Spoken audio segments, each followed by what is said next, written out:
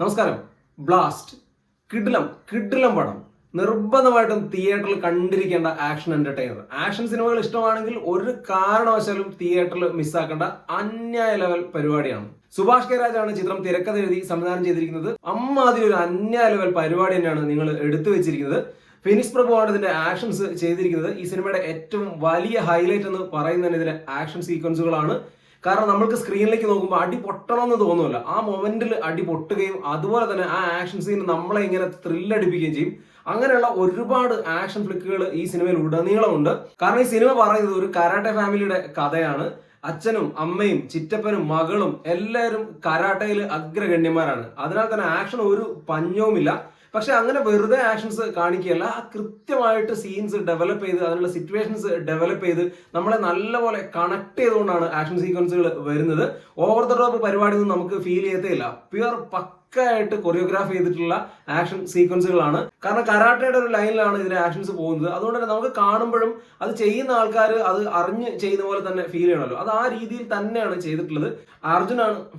അർജുനാണ് നായകൻ. പുള്ളിയെ കുറിച്ച് പറയേണ്ടതില്ല, കാരണം പുള്ളിയുടെ പീക്ക് ടൈമിലെ ആക്ഷൻ സീക്വൻസുകളൊക്കെ നമ്മൾ കണ്ട് വണ്ടറടിച്ചിട്ടുള്ളതാണ്. പിന്നെ ഇതിനകത്ത് നായികയായിട്ട് വരുന്നത് പ്രീതി മുകുന്ദനാണ്. ഞെട്ടിച്ചു എന്ന് പറയാം, കാരണം സർവ്വമായയിലൊക്കെ അവരെ കണ്ടിട്ടുണ്ടെങ്കിലും ഇങ്ങനെ ആക്ഷൻസ് ചെയ്യാൻ കഴിവുള്ള ഒരു ആക്ട്രസ് ആണെന്ന് അറിയില്ലായിരുന്നു. എന്തായാലും സ്ക്രീനിൽ അവർ ഞെട്ടിച്ചിട്ടുണ്ട്. അഭിരാമിയും നല്ല രീതിയിൽ ആക്ഷൻസ് ചെയ്തിട്ടുണ്ട്. പിന്നെ വിവേക് പ്രസന്നയാണ്. പുള്ളിയുടെ ഒരു എൻട്രി ഒക്കെ ഉണ്ട് സെക്കൻഡ് ഹാഫിൽ.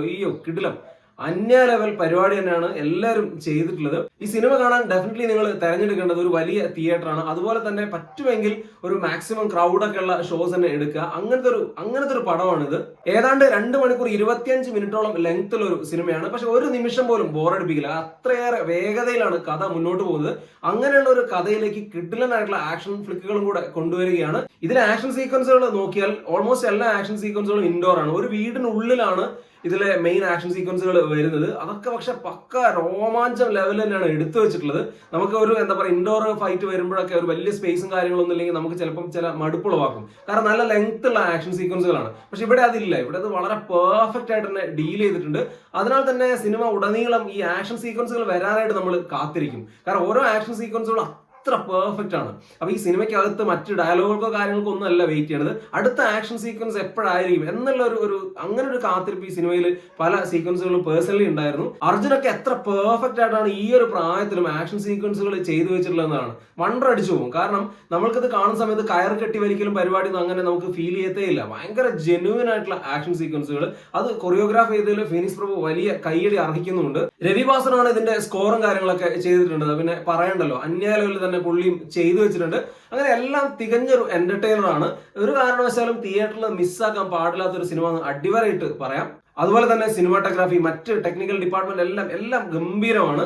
ഇതിനകത്തൊരു നെഗറ്റീവ് ആകെ പേഴ്സണലി ഫീൽ ചെയ്തിട്ടുള്ളത് ഇതിലെ ചില കൊലപാതകങ്ങളൊക്കെയാണ്. വില്ലന്മാർ ചെയ്തതാണെങ്കിലും അത് കുറച്ച് ഓവർ ഫൗളായിട്ടോ അല്ലെങ്കിൽ അത്രത്തോളം വേണ്ടിയിരുന്നില്ല എന്നൊക്കെയുള്ള തോന്നലുണ്ടായിരുന്നു. അല്ലെങ്കിൽ അതിനെ ജസ്റ്റിഫൈ ചെയ്യാനുള്ള കാര്യങ്ങളൊന്നും സിനിമയ്ക്കകത്ത് ചിലയിടങ്ങളിൽ ഇല്ല. ബാക്കി എല്ലാം അടിപൊളിയാണ്. കാരണം വില്ലൻ സൈഡൊക്കെ പവർ പാക്ഡ് ആണ്. എന്തായാലും തിയേറ്ററിൽ നിർബന്ധമായിട്ട് കണ്ടിരിക്കേണ്ട ഒരു പെർഫെക്റ്റ് ആയിട്ടുള്ള ആക്ഷൻ എന്റർടൈനർ ആണ്. എല്ലാതരം പ്രേക്ഷകർക്കും എൻജോയ് ചെയ്യാൻ പറ്റുന്ന ഒരു സിനിമ തന്നെയാണ് ബ്ലാസ്റ്റ്.